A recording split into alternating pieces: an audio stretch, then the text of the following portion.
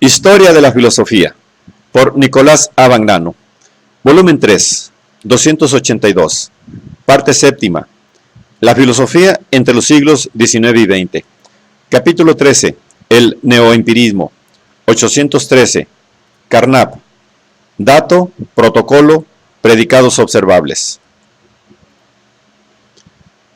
En la construcción lógica del mundo, Carnap emplea, como ya se ha visto, dos clases de elementos. Un elemento estrictamente lógico, la relación, y un elemento psicológico, la experiencia vivida.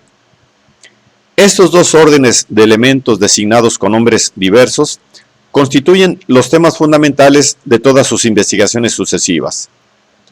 Por lo que respecta al segundo de ellos, o sea, al dato, que es el punto de partida y de referencia de la construcción lógica, Carnap, al aceptar, a partir de 1931, la tesis de Neurath sobre la intrascendibilidad del lenguaje, afirma que el dato no se presenta, por así decirlo, en persona en el lenguaje mismo, sino a través de su expresión o formulación lingüística.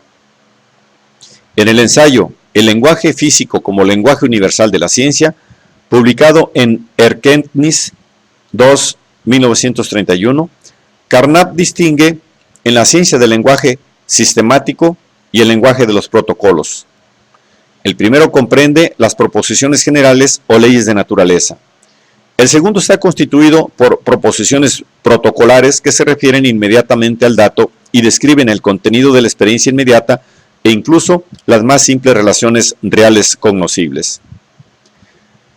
¿De qué naturaleza sea precisamente el dato? Si consta de sensaciones elementales, como quería Mach, o de experiencias vividas, o de cosas, es decir, de cuerpos tridimensionales inmediatamente percibidos, es cuestión que, según Carnap, se puede dejar en suspenso.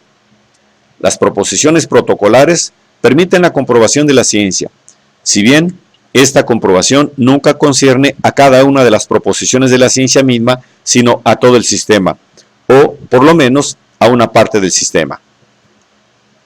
Este sistema implica siempre un momento convencional, que es precisamente la forma misma del sistema, y hasta una ley natural, en relación con cada una de las proposiciones, es solo una hipótesis. Pero como todo hombre puede admitir como punto de partida de sus afirmaciones solamente sus propios protocolos, Carnap habla de un solipsismo metódico. El adjetivo metódico quiere decir que no se pretende afirmar la existencia de un sujeto único y la no existencia de los demás, sino solo reconocer el carácter privado de los protocolos originarios para poder llegar a proposiciones lingüísticas que pueden valer para todos los sujetos. Ahora bien, una afirmación cualquiera, aun estando fundada en los protocolos del sujeto que la cumple, tiene validez intersubjetiva cuando puede expresarse en lenguaje físico.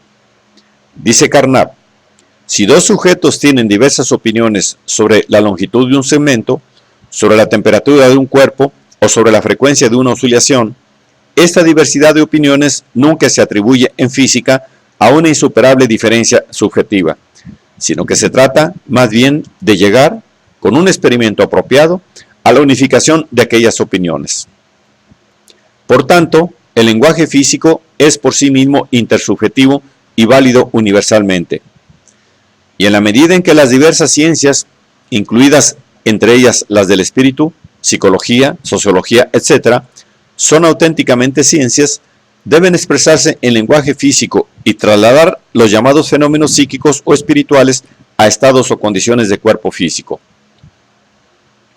De aquí deriva un materialismo metódico, es decir, un materialismo que no afirma ni niega la existencia de la materia o del espíritu, sino que expresa solamente la exigencia de traducir en términos físicos los protocolos de toda clase para construir con ellos un lenguaje verdaderamente intersubjetivo, o sea, universalmente válido.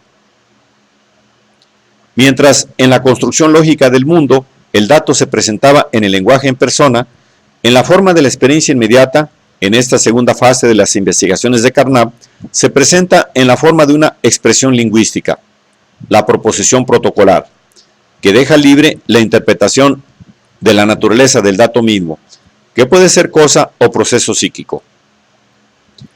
En una tercera fase que comienza con el escrito Probabilidad y significado, 1936-1937, el dato se aleja todavía más.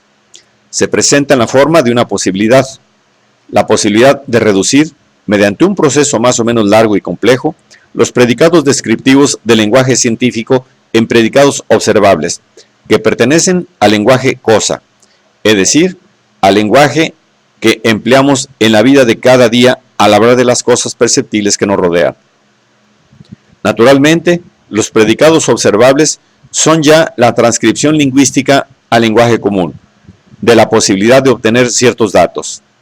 Y los predicados descriptivos de la ciencia son transcripciones de estas transcripciones en el sentido de que pueden ser reducidos a estas últimas, con un proceso oportuno de reducción. Paralelamente a la exigencia de la directa comprobación empírica de los enunciados científicos, que había sido la bandera del Círculo de Viena y de la primera fase del neoempirismo, y que había sido adoptada como criterio de significación de las proposiciones sintéticas, Carnap sustituye la exigencia mucho más débil de la confirmabilidad, que consiste precisamente en la posibilidad de reducir los predicados descriptivos a predicados observables. Desde este punto de vista, una comprobación completa y exhaustiva nunca es posible. Solo es posible una comprobación cada vez mayor, gradualmente creciente de los enunciados. En otros términos, de acuerdo con la terminología adoptada por Carnap en su última época, el acontecimiento que constituye la confirmación de un enunciado científico es un acontecimiento posible, entendiéndose por posibilidad la posibilidad física o causal, pero no la simplemente lógica. Por ejemplo, un acontecimiento que implique la transmisión de una señal con una velocidad mayor que la de la luz no es un acontecimiento posible, basándose en el principio físico que excluye que la velocidad de la luz pueda ser superada. Mientras que es un acontecimiento posible, aunque inverosímil, que un hombre cargue un automóvil. Estos desarrollos le fueron sugeridos a Carnap por una consideración más atenta de la ciencia moderna, sobre todo de la física, que, como ya se ha visto, hace un uso amplio de términos y de entidades llamadas a veces constructos, sin referencia alguna aparente a las cosas o a los datos simples de la experiencia. Una de estas entidades es el campo, que tiene una función fundamental en la física relativista. Carnap afirma que, en particular, esta entidad es reducible a términos elementales y que estos términos elementales, a su vez, pueden ser reducidos a propiedades observables de las cosas. Pero parece dudoso que esta doble reducción tenga un fundamento y hasta un sentido en el ámbito de la física misma.